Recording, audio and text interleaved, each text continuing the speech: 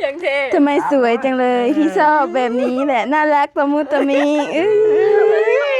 สวยนะเราอ่ะมีแฟนไป มีแค่ผัว ไม่ใช่เมียเขาเช็ดแล้วว่าบ่มีผัว สันนี่ แล้วว่าบ่มีแฟน เช็ด แล้วว่าบ่มีแฟน ถามมันเลยบ่ดิถามมาผัวมันเลยบ่ จะมาจะใส่ มาเดี๋ยวมา คอหักยืดคอหัก น้องสาวคนสวย อันเด้อ ขอย่านบ่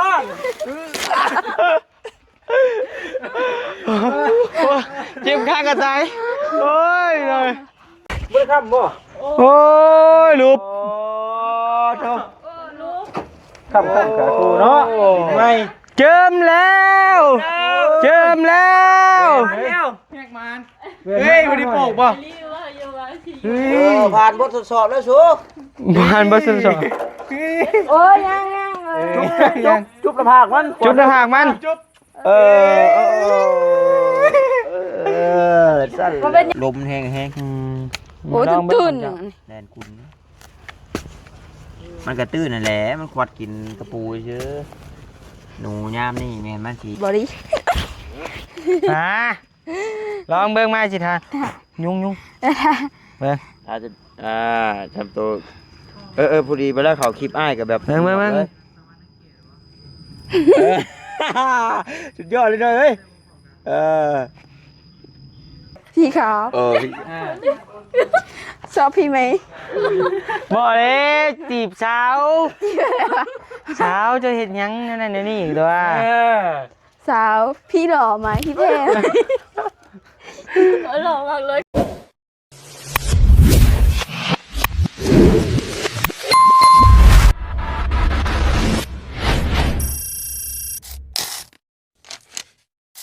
ไม่ทำบ่ โอ้ยลูก โธ่ทำกับกูเนาะไม่ เจิมแล้วเฮ้ยวันนี้โปกป่ะ ผ่านบททดสอบแล้วชู ผ่านบททดสอบ โอ้ยยัง จุ๊บละภาคมัน จุดหน้าผากมัน สั้น มันเป็นยังลูกแม่ ลูกแม่ ไปตั้งน้ำมาล้างบาดนี้นะ ไล่บ่ มันเปื้อนนะ น้อยให้บ่น่ะ ให้เลย ได้อยู่บ่ได้โปกหรอก เฮ้ย แล้วมันบ่แข็งซื้อ มันนุ่ม ดินไหม้เด้เนาะ นั่นแหละ ดินไหม้ ไอ้บอกแล้วพอแล้ว บอกแล้วอย่าหด นี่หมักขายยกน้ำแล้ว คือใช้ผ้าป่ะ โอ้ยหน่อย ตายจุ่มสวดเนาะ เดี๋ยว กูสาล่างเนาะฮักก็แล้ว แม่เลย โอ้ยกระบาบน้องสาวข่อยเด้เนาะล่างไหมล่ะล่างไหม ไปอีตนหกออกมันเกลี้ยง ใครอยู่มันโบเหม็นหินนะคันหินนี่โปก นี่บาด แตกก็แล้วนี่มันกระแทกนะมันเป็นดินทรายยังโซดีอยู่ มือหุกรบยังน้อย 6 รถละบ่เป็นยังดอก เอามือหกแม่บ่ได้เพิ่นซื้อมาให้แพงมาแพง โอ้ ต้องรักษาบริบัติมันได้ นี่ยามได้หรือเพิ่นสิได้ก็น้อย รถอ้ายขี่มาที่ไหนนี่ย่องตลอด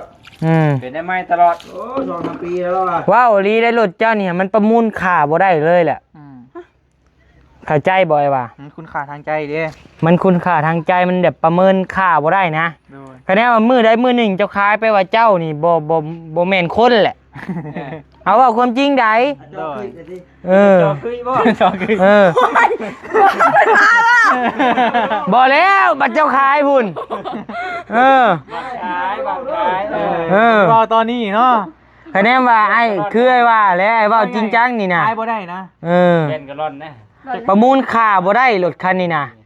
ไม่ใช่ บ่นัดนาย ไม่ใช่ ในหันแหละชุกไปข้างใดข้างนึงเบิ่ง ไม่ใช่ค่ะ มันมา ยักแล้วบ่บัดนี้ สุกมาทั้งนี้ทั้งหน้าละเคได้แล้วโอ้ยเนาะตกใจเบิดหน่อยหน้าล่าไปเลยกินนี้ บอบบี้ก็จนบ่ฮู้จักสิแล่นมาแล้วกะ เอาน้องน้อยนี่เอาลูกนี่ลงนี่น้องน้อยไปลงหูลมม่วนลงอ่ะ ก็เป็นลมกันไงนาจักสิบาทเลยนะ เอาให้มันจบคลิปแล้วนะแต่ละคนน่ะนั่งแล้วนะ มาเลย มันจบเลยได้เฮาแถม จะได้อะไรจะโดนอะไรลามเลยอะไร เออหน้าตัวไอ้ลีดำนำเรียบร้อยวันใด ดำไปได้ เด้ตัวนี้น่ะเจ้าหน่อยจริงยังไปเบิ่ง เอาไอ้ลีลงดำมือใด มือน่ะเด้มือใดก่อนล่ะ ชื่อมือ มือซื้อนั่น มือเนี่ยก่อนเชียร์รถมือนี่ ใช่คือบ่เห็น เป็นน้ำก้ามัน ไอ้คือบ่เห็น มันตายมันบ่เฮ้ยฮะฮักคอก้านะเท่านี้นะดูพี่เขาฮักคอก้านะ เคยว่าอยู่มือนะเพิ่นว่าโอ้บ่ได้เฮ็ด คอยอยู่บ่เฮ้ยหรือว่าคอยเมื่อแหละ บ่ได้มาหน่อยๆเนาะมาเมื่อแล้วตัวมือกินต้มไก่เด้ โอ้ มื้อนั้น โต น่ะกะแม่น เฮ้ยต้มไก่ไผน่ะ ต้มไก่ไผ่ ผู้บ่าวกู ต้มมาแล้วละมือ เราดำเด้แล้วเราขอไปนาแพงต้องเอาตัวเจ้าไปนาแพงนำเราดิต้องไปหาคนป่านะมือซื้อนั้นเดี๋ยวจริงหน่อยจริงอยากไปเบิ่งโอ้ยเนาะ ตลกเลย น้องหลาคอยก็ล่างใหม่ เนาะ ๆไปทัน บ่ บ่มีไปทันดอกเนาะ บ่ทันดอก มาเด้อลูกเอ้ยขวัญลูกแม่ เบาเวียนนะพาเอาขึ้นโพดเฮาบ่เห็นภาพซ้ำ มันออกกระบิวมันไหลออกแล้วนี่นะ วิวเด้ โอ้ไรมากกับ มาแล้วนี่ ทีนี้กินเด้ ออกอยู่แล้ว มันกระบิวอ่ะ บ่คือหัวสีนอนจำได้ก็บ่ออก เฮ้อเฮ้อเฮ้อเฮ้อ เกือบหน่อยเนาะ ได้แพ้แล้ว เลิกเลยได้ตอนน่ะปึ๊บ จักสิเล่นทั้งไหนเนาะ เป็นเฮโต้บ่ถือเลยนะบ่หัวทันเลยเฮาเคยเห็นก็อันนั้นเลยนะ ตกใจเนาะ ตกใจแล้วมันดินมันบวมเด้มันเป็นดินใหม่ดินทมใหม่ เจ้าล่างที่ได้เจ้ายู่ก่อนใหม่แล้วน้อยเด้อ บ่ได้อยู่บ่นี้มันเป็นนู่นอยู่บ่เป็นหยังตัวนี้ มั่นใจบ่ ได้อยู่ มั่นใจมั่นใจ ตัวนี้นะ คะแนนมันล่มจังให้น้องน้อยใหม่ นั่นแล้วล่างแล้วเปลี่ยนบอลไป เออ บ่เกี่ยวกับเฮาเด้อ น้อยน้อยน้อยน้อยนี่นี่ ระวังน็อตนี่เด้อ โอ้ถีมือคอยบาดดิ ไม่ไปค่ำนะอย่ามาลง บ่ได้อยู่บ่นี้น่ะเฮ็ดยังไงเป็นได ถึงงานเนาะ เป็นงาน น่ะ อู้ลอยล่างหลุดกะเนาะทุเรศลาย กล้างรถเทสได้ค่ะ เฮ้ย เฮ้ย นี่คนมาสาดล่างรถ เย็นอย่าซ่าอย่าซ่าเห็นรถ เห็นบ่อยยังในมือเราดิ ไปพานิวไปเบิ่งด้วยหน่อย บ่จะไปรถ พี่นะไปบ่ จะได้แล้ว ไปหน่อยป่ะ อีกหน่อยนึงใช่เลย ไปเอาไปน้อยไปบี้ไปเบิ่งบอลบอลลี่ให้ฮักคอก้าบังดูหัน เดี๋ยวถ่ายไปให้รีบเบิ่งก่อนไป ไป ฝากรถในเด้อ เอ็ดไปเลยเป็นไดบัดนี่ สะอาดแจ่มใสสบเบิ้งแล้วสบายหูสบายตา บ่เป็นจังไดเป็นอาการใดๆที่ว่ามันล่มอับลง ใจหายบ่จัก เตียง เขาสิว่าเลย ไม่ไหวแล้วบัด เกี่ เตี ย ยว ง รถคนละทราย โอ้โตบัดเตียงเกี่ยวคนละทราย อ้าวเราก็ถ่ายคน หมูบ่เกี่ยวได้ คนเดียวกันเลย พาอย่างเลาะปะ สีเดียวกัน สบายดีเด้อ โดย ไปเว้าตะกี้บ่คิดนึงเพิ่นขาจอกลูกแต่พ่อไม่เตียงคิดว่ามันสิคือ นี่บอกโม โอ้หมอกฮึดมันเป็นหยังสูว่ามันเป็นหยังอ่ะนี่ผิวหยังอ่ะนี่ตายพี่น้ มา อง เป๊ปซี่ ว้าวเห็ดไปเท่าที่เลยพี่น้องเลย ทุกที่แต่พี่ล่ะ เฮ้อลีน้อยตัวดื้อให้ บอกว่าเอฟซีไม่ได้หัวนะพาวใด บ่เว้ากะให้มันเข้าหูผู้ใหญ่เพิ่นแหน่ ป้าใส่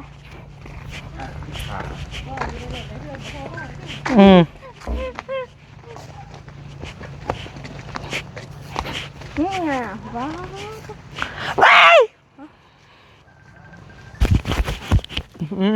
เจ็บคอเด้ อ๋อหน้าผู้ หยาชับลาบอยู่ เด้ลีดำน่ะ เด็ดตัวนี้ ไปเบิ่งปอตายแห้งเบิดบ่อนี่ไอ้ลีดำเอ้ยพี่น้องเอ้ย เขาหากันตายอยู่แต่ว่ามันตายเพราะเบิดตายใบมัน เพราะบรรยากาศงามแห้งพี่น้องเอ้ยคะแนน ส เป็ วย นดำ มาก เอา เล แห้งงาม ย ยังเป็นดำอันนี้งามเลยอันนี้มันหัวหล่นหัวบ่หล่นนะปีนี่บ่มีน้ำพี่ นี่ ง คือตัว ปี ดำมันนี่ก็งามนี่ คะแนนมันมีน้ำหรืองามเนาะปีนี้มันบ่มีฝนพี่น้องเอ้ยบ้านเฮานะมันแห้งมันแล้งปีนี้นะจะไปขึ้นเทิงบ้านนี้บ่มีหยังแหละใช้หูหนูอ่ะ เด้หูมึงไงนะนี่จะอาบาตาบ่เสื่อนช่องอันช่องหูผู้นี่ก็หูแพ้วตัวนี้นี่ก็หูแพ้วตัว ไอ้ นี้ ตาเอาเสียมมาดูฮะมาช่วยเขาแน่ไอเวียดแม่นเลยมันขดขึ้นมานี่นะนี่ว้าย ใช่ มาเด้อดามเสียมนะเด้เสียมมันอยู่ในบ่อนบี้ยืนนะโอ้งามลีมุมนี่น้อยงามลีนี่ โอ้งามงามป้าทูจะได้หรือเหยียบเข่าอย่าเฮ็ด เห็ดหยังเลย เข่าวันที่ตายเว้ยนะ อ้าวแนวบริเหยียบถือเข่าพู เห ด ยียบนะ พูด พุ่นตีเจ้าเอาทรายบางแน่พุ่นนี่จะมาเบิ่งดูไอ้ตานี่ จะมาบอกว่ามันเป็นหูหนูคอมเมนต์หูหนูเฮาเงินจะได้ มีแต่อยากได้เงินหมู นี่บ่เชื่ออันนี้ก็หูแพ้วเนี่ยนี่แก แม่นบ่หน่อยขุดเองเท่านั้นแหละใช่มันควรกินกระปู เนาะ โอ้ยหูหยังบ่ฮู้เลยวะ เป็นหูกัน ใส่แล้วเปล่าโอ้นี่หูเปิดแน่ เอาใส่เลยหน่อยเอา คุดเบิ่งหน่อย โกย ไอ้ตานั่งน้ำแน่ แต่สิออกที่เข่าเพิ่นนี่แหละเบิ่งเข่ากับเข่าไปเท่าเจ้าดอก บ่ได้แม่นไม่เท่านะว่าไปโทษที มันไม่เท่าได้เอิ้นไม่เท่าไม่เท่า ให้เอิ้นบ่ได้เอิ้น อะยะอยู่ บ่ได้ยากจำบ่อยากขุดนะปอนปลายทั้งหันน่ะปุ๊บ ตามตึบเลยวะ ล้มปุ๊บเอาออกเลย อะไร มีแล้ว ปอดไปจ้ะ ปอนปลายอันกระบังนะปอนปลายกระบังเขาเอาปุ๊บเว้ยล้มน่ะ บ่ โอ้ยดันปุ๊บเอาได้ถึงว่าเอากระแตอยู่ดงนี่นั่นแหละปอนปลายเขาปุ๊บลมแห้ง โอ้ยตื่นๆ แดนคุณมันกระตื้นนั่นแหละมันควัดกินกระปูเชื้อหนูย่ามนี่แม่นมันสีเห็ด หนูกินกระปูบ่หนู หนูกิน หนูย่ามนี่มันเห็ดตำโพนหนูย่ามนี่นะ น้ำเกี่ยวข้าวมันแสบมันกินข้าวเลยหนู เกี่ยวข้าวเกี่ยวหยังมันเบิดหน้าพลนะมันมา มันแสบเลยมัน แต่ที่มันโบอยูไม่ใช่น่ะมัน โอ้กระปูอีพอหิแม่กู ว้า แม่บอก อีพ่ออีแม่กู โอ้ยใจหายดีเลย กระปูก็ใจหาย เดี๋ยวจับกระปูโอ้ ยังกรุบเลยกิน ตกใจไปเลยโอ้ตัวใหญ่ดิ ไงบอก ทำไร ทำพี่ จะพามือ เอานี่มาเบิ้งนี่เขาบอกเชื่อนี่ เอาขึ้นมาเอาจกออกมา ตัวมึงตัว ไอ้ตัวยังเหมือนนะตัว โอ้ไว้ใจเคยได้ โตไปไว้ใจจักเทื่อได้ตัวนะ เห็ดน้องจะมาไว้ใจเขา ทุกอย่าง นี่ดิครับมันเยอะ โอ้จบไงเงือบ จิ้ม มันดู ซับ โอ้แตกเลยเนาะ ตัวเมย์ใช่ไหมจ้าเนาะ อืม โอ้โหลูกนาเล่ตรวจอยู่ ใหญ่ดิ เปียงอยู่สมพ่อหนูกวัดมัน แสบไหน จีไหม เอาไปฉี่ไปหน่อยไป บ่มีไผ่ ดังไป กูเผื่อจะเป็นฐานคำก้อนถูกตะเวนถูก เบิ่งแน่อันเข่าน้ำจำปานะชะอันออกดีเนี่ยก็เหยียบห้ามเข่าเจ้าคลอง ใส่ว่าเหยียบฮะ นี่พี่น้องไอ้กระปูเด้อ ไปมันไป ปล่อยยังตัวซับมันจะแตกเลยไปจี้กินกว่ามันจะบ่บาปบ่ มันอันไหนเป็นไรมันกับอันไหนไม่ บ่ มันโปร่งไหม ปล่อยซะเอาปล่อย ฮะ เมื่อนี้เพาะหนังมีได้เอาลาย เสียดายไปไปไป ปล่อยเหยียบถอกไปห้ามเลยนี่เหยียบบนว่างมันกลัว นั่นน่ะเอานี่แหละไอ้พ่อพายแล้วมันเอามือใส่ตอนโตได้เงินนะ มึงเชื่อนี่ แล้วก็น้ำบอลแถวมีปูยามออกเลยผม ไปว่าไปเบิ่งบ่หั่นเนาะ เอาน้ำบอลหันแล้วพนาตัวเด้อ ไปว่าไปเบิ่งสิไป ก็ไปเลยพาเข้าเจ้าของก็จับให้ บ่ได้แล้วเจ้ามาแสดงแล้ว มาแสดง นักแสดงแล้วว้าวน้องเอ้ยบรรยากาศทงไห้ทงหน้า นี่เด้อลงเขาลงน้ำเด้อ เบิกบอลมันว่างเลยเด้อ บักกะมูออกมาเนาะได้ตีนให้นี่นะท่านมีน้ำพุ่มงามเลย งามนี่มันเพียงครับ ที่ห้าบ่ห้าแต่นี่ปูยามอะไร มันยังบ่ออก มันออกแล้วดินแข็งจะเหี่ยวน้ำเนาะ หือ จะกระจานเลย ใช่ ขวยเพิ่นเลยเนาะเก่งเลยคืองูมิ่ง เห็นอันน่ะอันตัวแมวขุดได้อันน่ะจักจันหั่นน่ะอยู่ไทยก็เจ้าเอาไปขายเลย โอ้ยไอ้เมื่อถิ่นบ่ได้ มีได้ยะให้หน้าเพิ่นกะ นี่มันเท่าเลยเฮ้ย โอ้นี่ดินี่ เออเว้นดูเก่าปีกาย บ่ก็มันแห้งเด้ดินแห้ง โอ้เดี๋ยวยังได้อยู่ แต่ข้าวที่ท่าหนวดได้ ดำบ่ มันดำเลย ท่าดิมาให้ท่าให้ อาจจะเป็นนังนะน้องล่างออกได้กันได้เนาะ ร้องไงแน่ มาหน่อยเนาะ ภาษาไปมันล่างออกได้ได้ บ่อยากละ no name stop body มาลองเบิ่งมาสิทานยุ่งเบิ่ง อาจจะทำตัวพอดีไปแล้วเขาคลิปอ้ายกับแบบ เบิ่ง สุดยอดเลยเฮ้ยโอ้คิวความเด้อเฮ้ยเด้อ มันสิตกกับปาก บอกเห็ดของง้อจาก เฮ้ยคือว่ะมาเงยขึ้นดิ บอกเห็ดงงเปล่าตัวจะเผาล่างได้ เฮ้ยนายพลนายพัน พ่อก็พูดว่า มาคิวหาอีกแล้วสูเบิ่งนั่นดิจงเบิ่งนั่นดิไม่ปลูกเนียด เฮฮาเด้อพี่น้องเด้อ เอามันล่างอ๋อบ่เป็นหยังก็บ่เป็นพิษเป็นภัยดอกว่าแรงน้อยเคยเฮ็ดอยู่ ในชาวบ้านชาวเมืองเพิ่นเห็นอันนี้ บ่แซ่บหมูแซ่บ เฮ้ยคือว่ะใช่โอ้โหพี่น้องเอ้ย ไปจวดเพิ่นมึงดูมา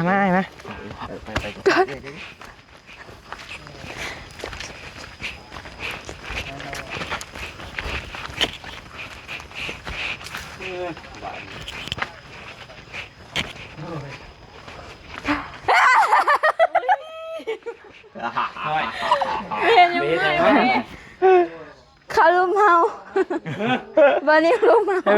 ให้เบิ่ง ยังข่าวนี่ได้หมด ใช่แนมกล้องเนี่ย เป็นตลกจืดเลยนะ ให้เป็นคนคิด ไปอยู่ขนาดได้ละ ดี บ่ต้าเป็นคนกินแต่บ่าวนี่เป็นคนเฮ็ด วันนี้มันคนแต้มเล่นเข่าท่าอยู่ อ้าวผู้หญิงมีหนวดผู้หญิงมีคิ้วมันเข้มมันสมัคร เท่หน่อยใช้เห็นเดี๋ยวกินดีดู สามีมากแน่ บอสเมียอ้ายน่ะมาคนมีหนวดมีลายแบบนี้บ่แม่นว่าให้มาทาเมียได้ หน่อยจีบสามี เจ้าลองจีบไปมี่ดูค่ะเดี๋ยวโตเห็นเป็นแบบผู้ชายนะเบิ่งไงสินางเบิ่ง นี่กลัวเฮ็ดแบบนี้สมาร์ทได้กว่าเฮ้ย นี่สบายก้าวขึ้น ไอ้หนุ่มมีนวะนี่ สมสวัสดิ์เลย ไอ้หนุ่มเขมร ไอ้หนุ่ม โอ้เมนมาแล้วเว้ย ไอ้เบิ้งเสียดให้นี่ เมนบ่มีไหม ใช่ไหม นี่ โอ้ย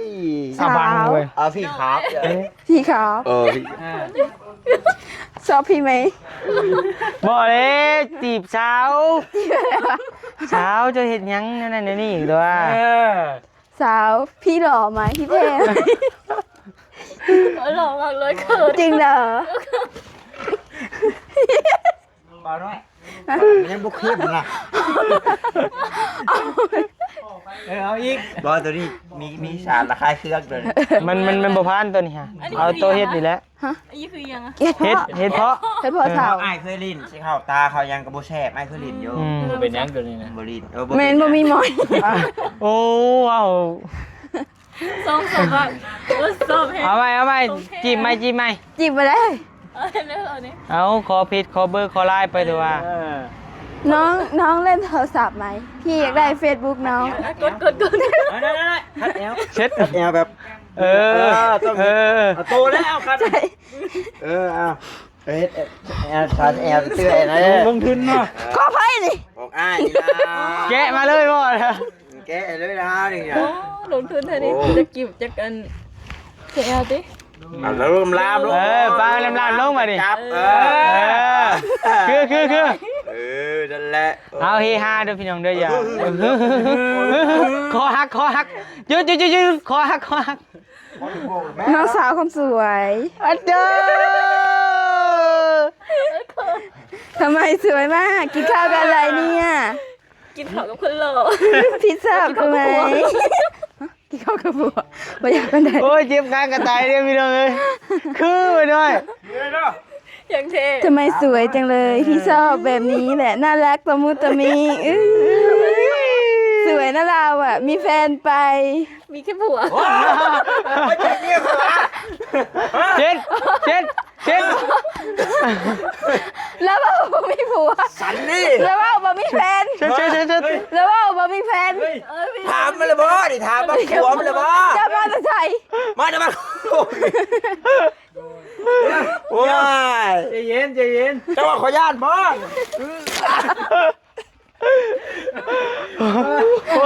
เจ็บข้างกระต่ายโอ้ยเลย พ่อ พอไปล้างออก โอ้ โอ้เนาะ คลิปไปตา โก้ย อย่าพาว ตะเวนกระตกเลย อาตุกกับสิเกียวได้ตะเวน หังก็บ่หันนะพี่ โอ้เขียวจักเลย เดี๋ยวขี่รถใหม่มึงเฮ้ยยันผู้บ่าวเห็นนะ โอ้ยช่วงนี้เมื่อบ่มีไปกล้าเนาะเอ้ย มาจะเอ๋เลย ออกไปได้ ปดในปุ่มนะมันเด้ นี่เด้อเอิ้นว่าสิเอาขี้เกียจหน่อย ไม่ออกไหนวะพี่ เขาบ่เคยใช้เลยเนาะ ไม่ใส่ตะกี้ก็เห็นว่าเป็นกันแหละนี่ไง ถ้าได้ผัวเพิ่นใช้อันถนัดเลย โอ้ โอเคของผัวดูดิ เฮ้ยเนาะหัวพี่ขานโอแกเอาไปส่งเลยแกส่งปะเลยเลยตะกี้หัวจะแฉะเท้าผมไปแบบแกน่ะได้อันนี้เนาะเอาใส่เนื้อดีกันนะกัน นมเมย์ เอวเลยดิ บ่ต้องท่าไอ้ตาต้องท่า โอ้คือ เดี๋ยวมาท่ารถ ตาคือทาตาทานี่คือ ต้องชมเรื่องน้องเนาะ เออ ชมมาอยู่แอลนะ ไปพี่น้องเอ้ยเฮฮาเด้อคลิปนี้ก็ได้ เอ้ย ไปพี่น้องเอ้ยอยู่ดีมีแห้งมาทุกคนอยู่ดังพอกันใหม่ในคลิปหน้าโดยสบายดี โอ้แล้วกันยัง